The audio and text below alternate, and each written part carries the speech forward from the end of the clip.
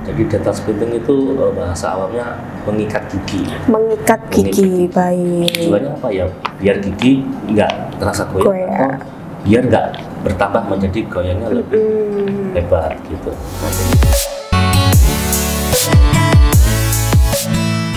Informasi hari ini, Humas RSUD Jombang menyapa. Bincang-bincang dengan Dr. Gigi Rahardi Satria Nugraha, SPPRio. Dokter gigi spesialis di RSUD Jombang, membahas tentang dental splitting. Assalamualaikum warahmatullahi wabarakatuh dan selamat siang pemirsa Humas RSUD Jombang menyapa. Berjumpa lagi dengan saya Gianita Prayoga di acara yang kita tunggu-tunggu yaitu Humas RSUD Jombang menyapa. Tentunya saya hari ini tidak sendiri ya. Di samping saya sudah hadir, beliau adalah seorang narasumber yang sangat kompeten di bidangnya. Beliau adalah Dr. Rahardi Satria Nugraha SPPRio di RSUD Kabupaten Jombang. Untuk tema yang akan kita bahas pada siang hari ini yaitu seputar tentang gigi tentunya, yaitu tentang dental splitting. Nah, tapi sebelum itu kita sapa dulu beliau. Selamat siang Dr. Rahardi. Ya, gimana dok? Kabarnya dok? Alhamdulillah. Alhamdulillah. Saat ini tadi barusan dari Poli langsung ke sini meluangkan waktunya ya dok ya, demi acara ini ya dok ya. Dok, sebelumnya kenalan dulu nih dok sama pemirsa Humas RSUD Jombang menyapa. Dokter ini lulusan mana? Sudah berapa lama? Ini biar kenal nih, ya kan? Oke. Ya, Assalamualaikum warahmatullahi wabarakatuh. Saya Dr. Gigi Rahardi Satria Nugraha, spesialis periodontia. Oke, baik. Saya bekerja di Poli Gigi RSUD Kabupaten Jombang sejak 2014. Oke. Jadi ini adalah sekarang tahun ke-10. Iya. Saya alumni Erlangga Surabaya. Oke, jadi ambil S1-nya di Universitas Erlangga, kemudian spesialisnya juga di Erlangga juga pada tahun 2014 ya dok ya. Dokter kan ngambil spesialis perio nih, mungkin spesialis perio ini apa sih dok? Apa namanya, fokus pada bidang apa gitu? Iya. Baik.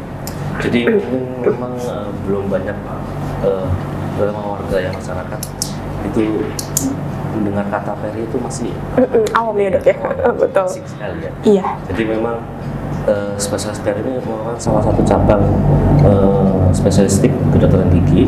Oke. Jadi khusus menangani kasus-kasus atau bidang jaringan sekitar gigi ya.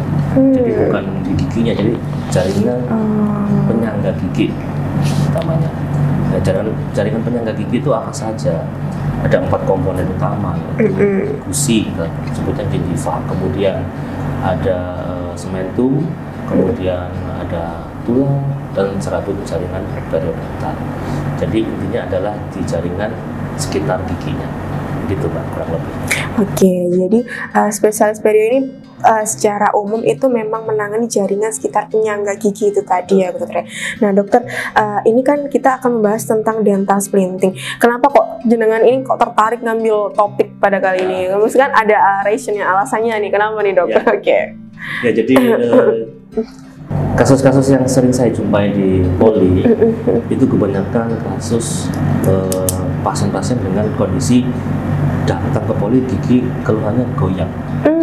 Goyah gitu. Pasti kan sering kita jumpai. Betul dok. Kalau mungkin 10 atau 20 tahun ke belakang kalau kasus ada pasien gigi goyang biasanya pinginnya kan dicabut saja kan gitu ya. Biasanya datang ke dokter gigi dan dokter gigi pun biasanya menyarankan wah ini cabut saja nih, udah goyang. Oke. Padahal sebenarnya bisa dipertahankan. Oh bisa dok ya. Itulah ilmu perio situ. Jadi kasus-kasus gigi goyang itu memang perlu kita kita lihat dulu, kita periksa secara klinisnya, kemudian kita perlu periksa foto ronsennya, kemudian penunjang. Jadi ada kasus gigi goyang yang memang bisa kita pertahankan, ada pula kasus-kasus gigi goyang yang memang sudah tidak bisa dipertahankan. Seperti itu. Contohnya apa dok kalau misal gigi goyang bisa dipertahankan dan tidak dipertahankan ini kasus-kasusnya? Materi yang saya bawa adalah dental splitting. Betul. Jadi dental splitting itu bahasa awamnya mengikat gigi. Mengikat gigi, baik. Tujuannya apa ya? Biar gigi nggak terasa goyang, atau biar nggak bertambah menjadi goyangnya lebih hebat gitu. Jadi dental splitting itu merupakan salah satu tahap dalam tata laksana perawatan gigi goyang. Jadi nanti pasti akan kita periksa. Kira-kira ini dari hasil foto ronsen hasil tulangnya memadai nggak untuk perawatan gigi goyang ini. Jadi kalau untuk hasil foto ronsennya baik, tulangnya bagus, jadi kita sarankan untuk ini dipertahankan saja giginya, jangan dicabut. Jadi tidak melulu harus dicabut ya dok ya. Jadi memang diperiksa dulu ini kondisi giginya seperti apa, baru nanti tata laksana selanjutnya akan ditentukan itu tadi ya dokter ya. Jadi secara garis besar bahwa dental splinting ini merupakan menstabilkan gigi yang goyah tadi ya, mengikat gigi yang goyah tadi. Nah, terus yang ingin saya tanyakan juga dokter Hadi, indikasi apa sih yang bisa menyebabkan gigi kita ini bisa goyah?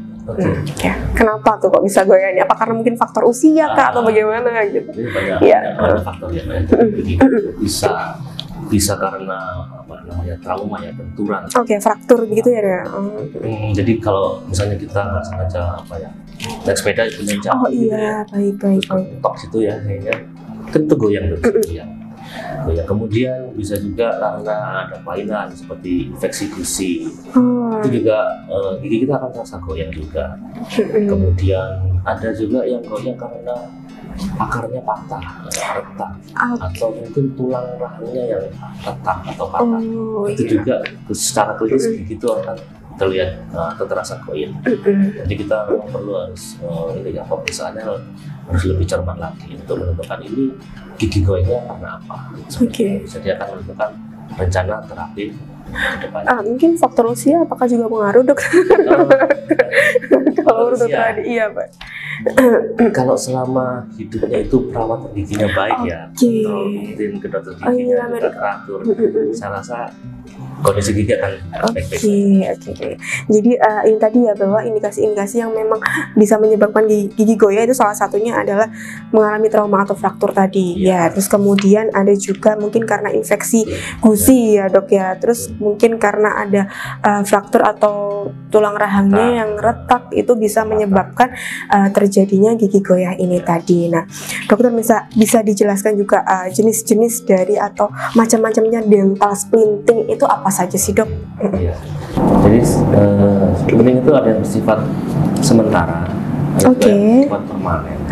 Itu semua tergantung kasus. Jadi setiap kasus pasien itu kan berbeda-beda.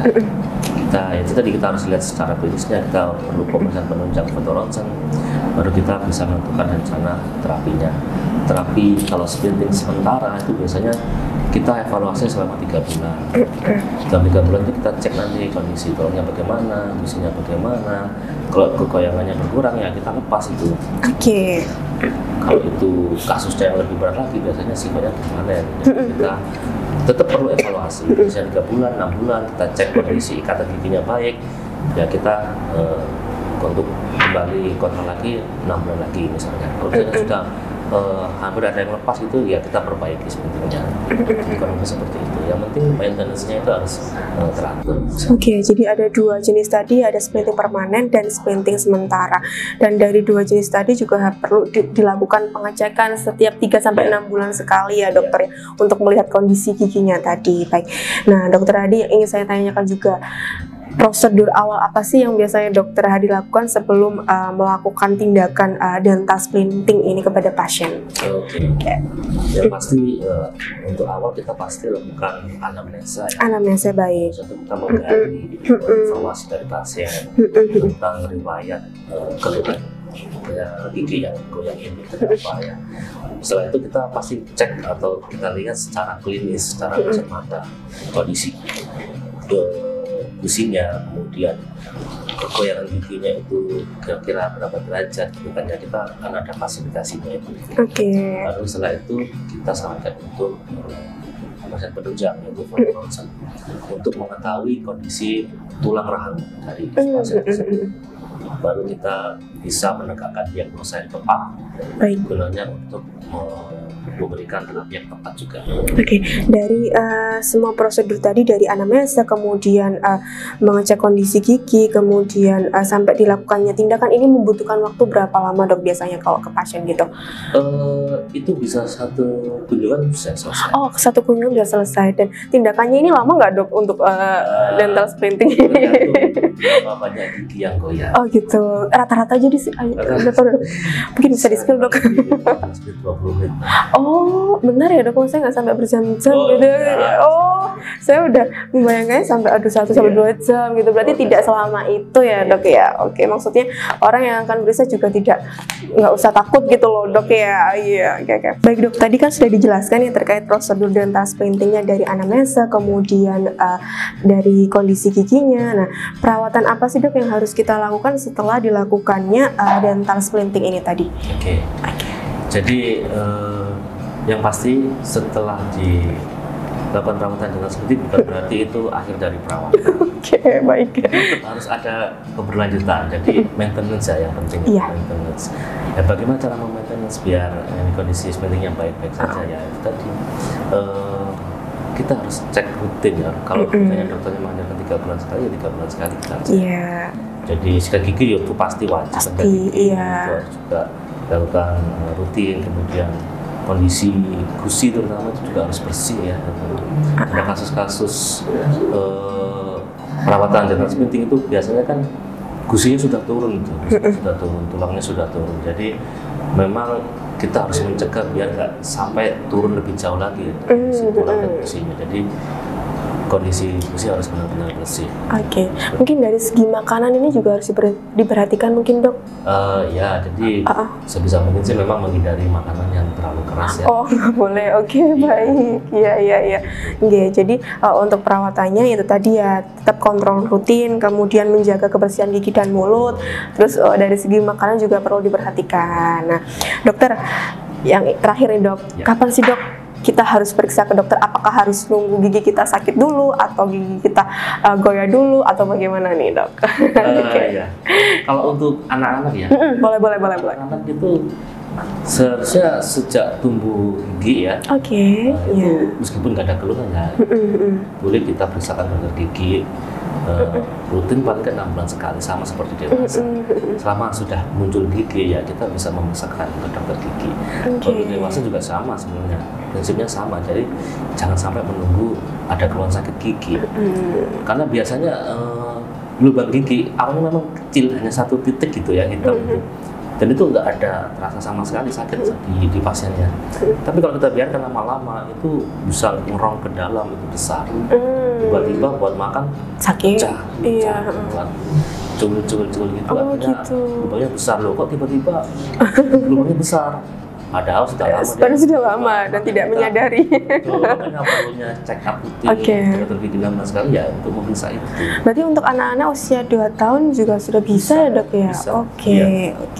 Nah dokter, untuk saat ini untuk dokter spesialis gigi di Poligigi sekarang sudah ada berapa dok?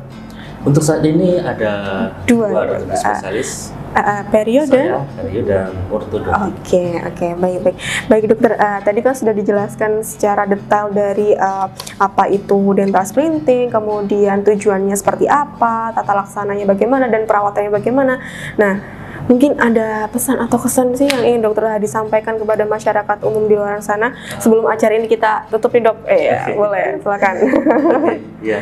Jadi untuk Bapak, Ibu, teman-teman, keluarga, kerabat, saudara yang mengalami kasus yang seperti ini, gigi goyang ya. Jadi jangan buru-buru langsung ada pikiran, aduh ini cabut aja gitu ya. Jadi langsung aja diperiksakan ke dokter gigi keluhannya itu. Karena nanti pasti dokter gigi akan menyarankan perawatan terbaiknya seperti apa. Betul, jadi nggak usah takut lagi untuk periksa ke dokter gigi. Soalnya kan kebanyakan orang-orang masih takut nih dok, karena kan aduh pasti dicabut nih giginya gitu. Udah parno dulu, betul. Nah, baik pemirsa Humas RSUD Jombang Menyapa, tentunya mungkin ada saudara yang mungkin mau periksa atau kontrol ke Poligigi, silakan ya dok ya. Polinya dari hari Senin sampai dengan hari Jumat. Jumat, Sabtu, Minggu libur. Dan nggak usah takut, nggak usah segan-segan untuk konsultasi ke poli gigi di RSUD Jombang. Nanti akan ketemu dokter Rahardi atau mungkin dokter Alvina. Baik, oke. Baik pemirsa Humas RSUD Jombang Menyapa, cukup sekian acara kita pada siang hari ini. Dan jangan lupa ya untuk like, subscribe, dan share di channel YouTube kami. Wassalamualaikum warahmatullahi wabarakatuh dan selamat siang.